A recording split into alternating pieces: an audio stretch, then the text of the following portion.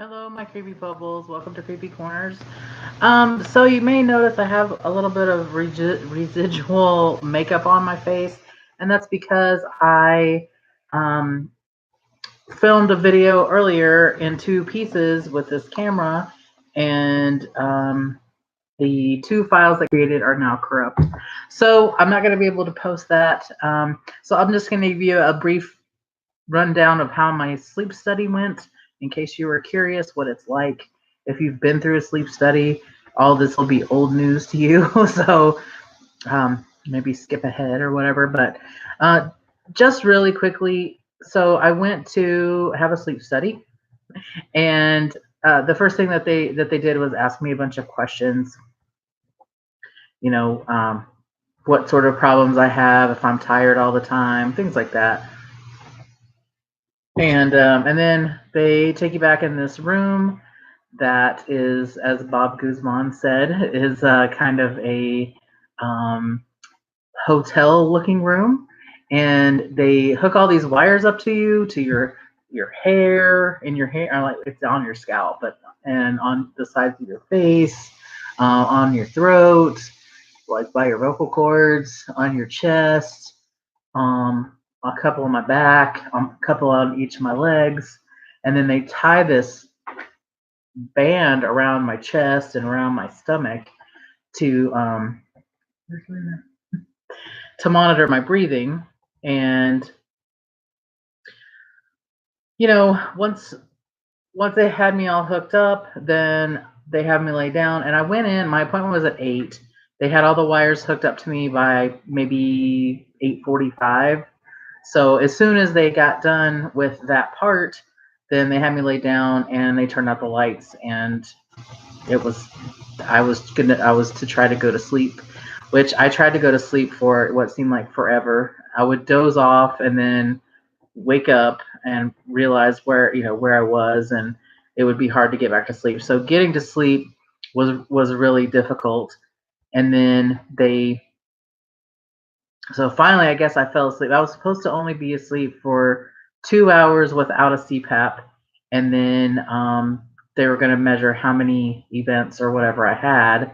And I'm not sure how many I had, but he did say that if I had between 20 and 30 at least in 1 hour, that that would be the criteria for needing a CPAP. So they had me sleep for an additional hour because I didn't really sleep very well the first two. And then they had me switch over to the CPAP machine around midnight. And there was a choice between one that was just around my nose or one that was around my mouth and my nose.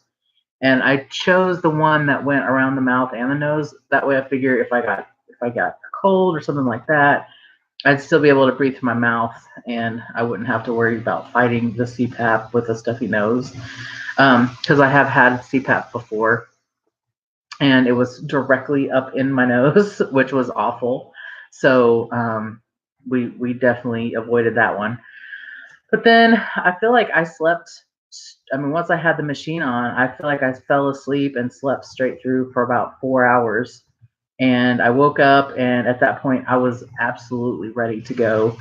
And so I called them in, and they had a night vision camera and an intercom system and all kinds of stuff, so that if I needed anything, and so that they could watch my, if I moved around or whatever.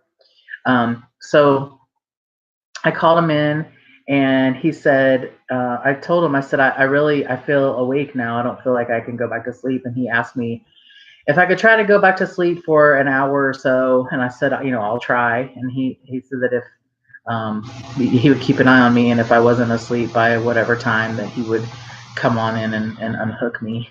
So about 20 minutes went by, and he came in and unhooked me. I didn't get to go back to sleep.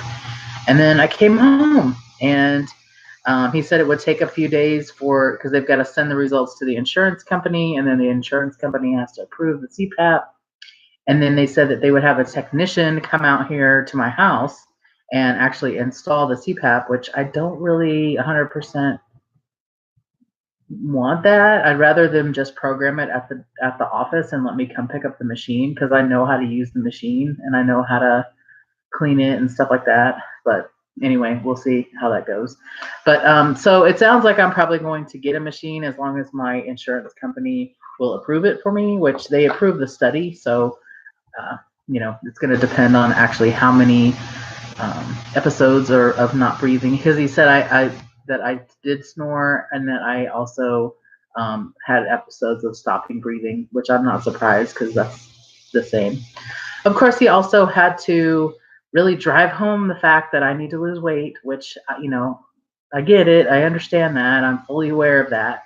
But after a while, it really started getting to me like, okay, man, you can stop telling me that now. I understand.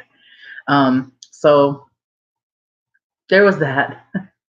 And yeah, and then that was it. It was over, and I came home and I went back to bed and I slept for a while, and you know, now I just have to await the next steps in the process. But thanks for everybody who commented on my last video. I definitely do want to know how you're doing, and hopefully everything's going well for you. So it is Sunday, and I am the Sunday before Thanksgiving. So I'm going to try to post something on Wednesday like normal, but if I don't, it's just because I'm hanging out with my family and getting ready for Thanksgiving. So if I don't see you on Wednesday, I'll definitely try to see you on next Sunday. And I think that's going to be it for this one. I hope you had a great weekend. I hope you have a fantastic week ahead. If you're in the United States and you're celebrating Thanksgiving, I hope you have a fantastic Thanksgiving and be safe. And of course, this is the time when my cat decides to go to the bathroom. Oh, that was quick, Luna. I thought she was going to scrape for 20 minutes like she normally does. But anyway, have a really safe and happy Thanksgiving. And I hope you get to spend some really great time with your family and friends. And have a good day or good night wherever you are. And I will talk to you next time. Bye.